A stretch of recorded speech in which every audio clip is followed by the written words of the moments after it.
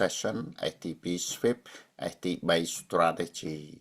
ដូច្នេះថ្ងៃនេះគឺជាឆ្នាំ2026ខែ4ថ្ងៃទី27យើងនឹងយកទីផ្សារមាសមកនិយាយម្ដងទៀតតើយុទ្ធសាស្ត្រវេនទីផ្សារបុកធ្លាយនឹងមានន័យយ៉ាងម៉េចដូច្នេះយើងនឹងបន្តនិយាយរហូតម្ដងតិចតតែបងប្អូនយើងទាំងអស់គ្នាយល់ហើយយកទៅវឹកហាត់ឲ្យបានដើម្បីកុំឲ្យយើងបានប្រាក់ចំណេញទី1យើងនិយាយពាក្យ trader ជាភាសាអង់គ្លេស trader បានន័យថាអ្នក trade ឬក៏អ្នកជួញដូរនៅក្នុងទីផ្សារទី1គឺយើងត្រូវដឹងអំពីពេលវេលាទីផ្សារគឺមាន3វគ្គ3វេនវេនទី1គឺមេនអាស៊ីវេនទី2គឺវេនលន់ដុនវេនទី3គឺជាវេននៅក្នុងញូវយ៉កអូខេទី2យើងត្រូវដឹងថាមានហានិភ័យប៉ុណ្ណាទីផ្សារនេះគឺមានហានិភ័យខ្ពស់ណាស់បើសិនជាយើងមិនយល់បើយើងមិនដឹងទេនឹងរលត់រលាយទាំងអស់ប្រៀបបានដូចជាភ្លើងកំពុងតែដុតអ្នកអញ្ចឹងតែបើអ្នកចេះប្រើភ្លើងនោះឲ្យទៅជាប្រយោជន៍គឺយើងអាចបានមួយទៀត analysis នេះបានន័យថាពិភាក្សាទីផ្សារទាំងមុនទាំងក្រោយឥឡូវនេះយើងបានន័យថា post analysis នឹងពិភាក្សាទីផ្សារដែលបិទរួចហើយយើងត្រូវព្យាករណ៍ទីផ្សារដែលទៅមុខទៀតដូច្នេះយើងនឹងយកពាក្យមួយនេះមកពិភាក្សម្ដងទៀតមួយទៀតគេហៅ discipline ហ្នឹងគឺវិន័យយើងតលតែមានវិន័យវឹកហាត់ខ្លួនយើងមានវិន័យទាំងចិត្តទាំងកាយទាំងយុទ្ធសាស្ត្រទាំងអស់ឲ្យមានវិន័យគឺជាក្បួនច្បាប់សម្រាប់ដើម្បីឲ្យយើងជោគជ័យនៅក្នុងទីផ្សារមួយទៀត emotion អក្សរ emotion ហ្នឹងគឺយើងកុំ trade ទៅតាមអារម្មណ៍ទៅ trade ទៅតាមក្បួនទៅតាមយុទ្ធសាស្ត្រទៅតាមអ្វីដែលយើងចេះកាលណាបើយើង emotion យើងយកអារម្មណ៍មកគ្រប់គ្រងយើងឲ្យចិត្តគ្រប់គ្រងយើងអត់មានវិន័យបានន័យថាចិត្តសាស្ត្រគឺនៅទាបពេកយើងមិនអាច trade បានទេមួយទៀត reward ហ្នឹងបានន័យថាចំណេញឬក៏ខាត reward នេះគឺមានន័យពីរយ៉ាង reward នេះគេឲ្យរង្វាន់ប៉ុន្តែបើសិនជាយើងមិនយល់មិនធ្វើមិនកើតទេយើងអត់មាន reward គឺយើងអស់លុយទៅវិញ reward បានន័យថាប្រាក់ចំណេញឬក៏ប្រាក់ខាតនេះគឺយើងពាក្យ trader យើងនឹងបំបែកវាមួយម្ដងទៀតដើម្បីឲ្យយើងคล้ายទៅជាអ្នកដែល trader មានសុវត្ថិភាព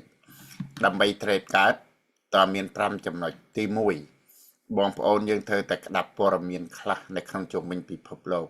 ព័ត៌មានទី1គឺព័ត៌មានទូទៅរឿងប្រទេសជាតិរឿងពិភពលោកទី2សេដ្ឋកិច្ចរបាយការណ៍យើងត្រូវតាមដានដែរទី1ទៀតពាក្យមួយម៉ាត់ទៀត prediction ហ្នឹងគឺការព្យាករណ៍ទៅអនាគត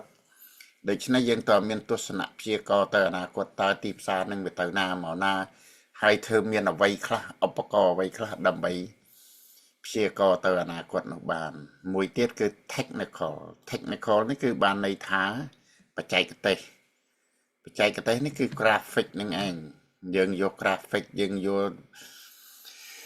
សញ្ញនករទាំងអស់ហ្នឹងមកបញ្ចូលគ្នាដើម្បីឲ្យយើងដឹងច្បាស់ថាយើងត្រូវធ្វើអីមួយទៀត strategy នេះគឺបានន័យថាយុទ្ធសាស្ត្រតើតែយើងមានយុទ្ធសាស្ត្រខ្ពស់បំផុតនៅក្នុងទីផ្សារនេះបានយើងអាចធ្វើបានដែលចំណុចចុងក្រោយដែលសំខាន់នោះគឺ psychology ចិត្តសាស្ត្របានន័យថាពីលើដល់ក្រោម1 2 3 4គឺជាទាំងអស់នេះតែ20% ទេតែចំណុចដែលសំខាន់នោះគឺចិត្តសាស្ត្រហ្នឹងគឺមាន80% ដូច្នេះបងប្អូនយើងទាំងអស់គ្នានឹងវឹកហាត់ចិត្តសាស្ត្រយើងនឹងធ្វើមេរៀនចិត្តសាស្ត្របន្តទៅទៀតដើម្បីចែករំលែកឲ្យបងប្អូនយើងយល់ថាហេតុអីបានជាចិត្តសាស្ត្រនឹងសំខាន់ជាងចេះ trade ទៅទៀតយើងគ្រាន់តែចេះទិញចេះដូរចេះ trade អីទាំងអស់ហ្នឹងមិនសំខាន់ទេសំខាន់បំផុតនោះគឺចិត្តសាស្ត្រតើផ្លូវចិត្តយើងរឹងមាំពីព្រោះកន្លែងនេះគឺកន្លែងមួយដែលគ្រោះថ្នាក់បំផុតគឺកន្លែងភ្លើងដែលដុតឆេះយើងបើយើងមិនរឹងមាំទេយើងនឹងមិនអាចទៅបានទេដូច្នេះយើងមុននឹងទៅពិភាក្សា យុទ្ធសាស្ត្រវេនទីផ្សារវាយធ្លាយនោះគឺយើងត្រូវពិភាក្សាទីផ្សារនៅថ្ងៃទី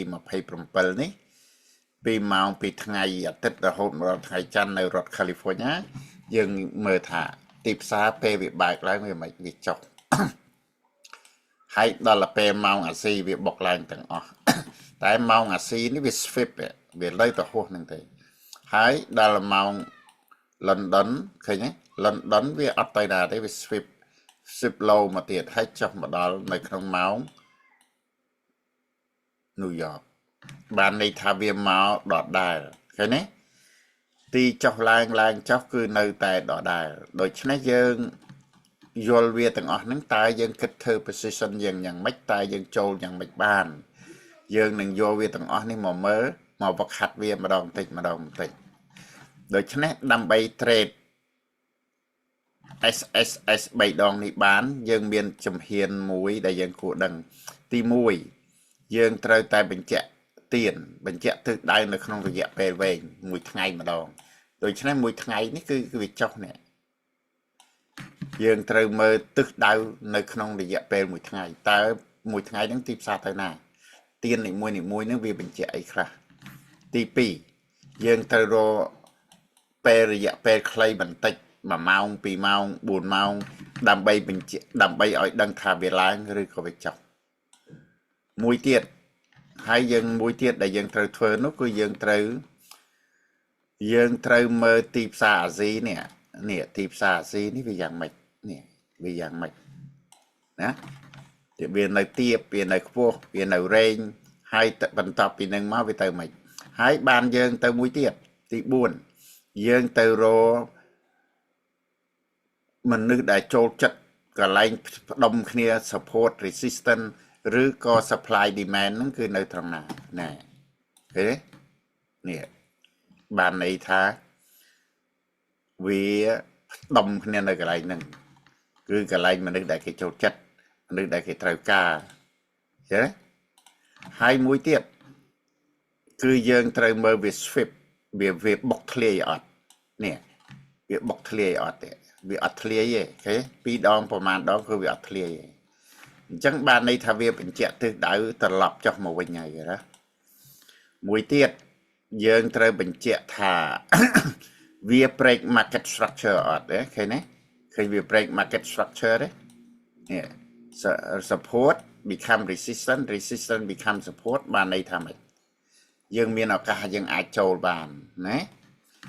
នេះយើងយកមួយមកនិយាយសិនបានយើងយកមកវឹកហាត់វាបញ្ជាក់បន្តទៅទៀតទី2ទី7យើងត្រូវបញ្ជាក់ថាម៉ោង session នៅម៉ោង New York London ហ្នឹងម៉ោង7នៅ London ហ្នឹងវាយ៉ាងម៉េចពេលវាបើកហើយវាចុះទៀតឬក៏វាយ៉ាងម៉េចយើងត្រូវរៀនមើលនៅចំណុចហ្នឹងតើវាសកម្មភាពទីផ្សារហ្នឹងយ៉ាងម៉េចដែរទី8យើងត្រូវថាវាដើរមកដល់ណាយើងត្រូវទុះទាយវាយើងត្រូវតែវាតំបន់ដែលវាមិនស្មើនឹងនៅត្រង់ណាទី9យើងត្រូវគ្រប់គ្រងអាហារនិភ័យយើងគឺយើងត្រូវបន្តដាក់ stop trail event ឬក៏ការពី account យើងកុំឲ្យខាតលុយទៅវិញ